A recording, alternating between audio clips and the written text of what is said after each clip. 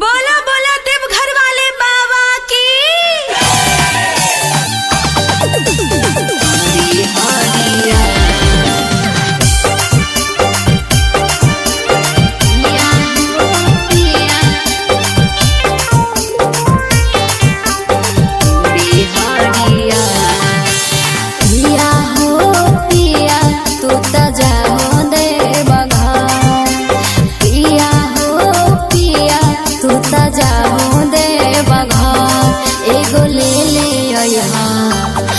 राजा ले ले पिया ले ले कीन के तू छोड़ी हरिया।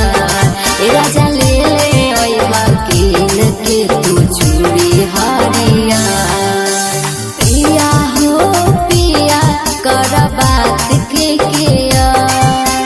पिया हो पिया कर बात के किया। एगो ले ले राजा ले ले पिया ले ले कीन के तू छोड़ी हरिया। राजा ले ले कीन के तू छोड़ी हरिया। बोले शंकर भगवान की।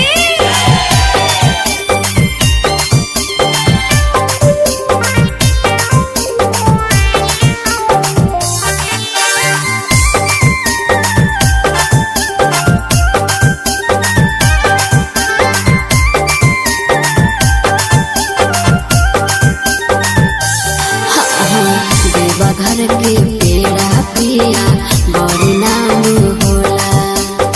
हमारो ला ले ले राजा शंखा पोला। राजा शंखा पोला देवा घर के पेड़ा पिया बड़ी नाम होला।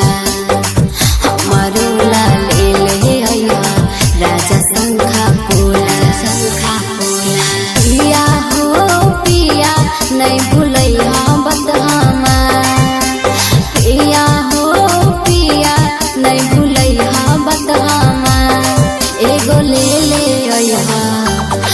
राजा ले ले पिया ले ले कीन के तू छोड़ी हरिया। राजा ले ले कीन के तू छोड़ी हरिया।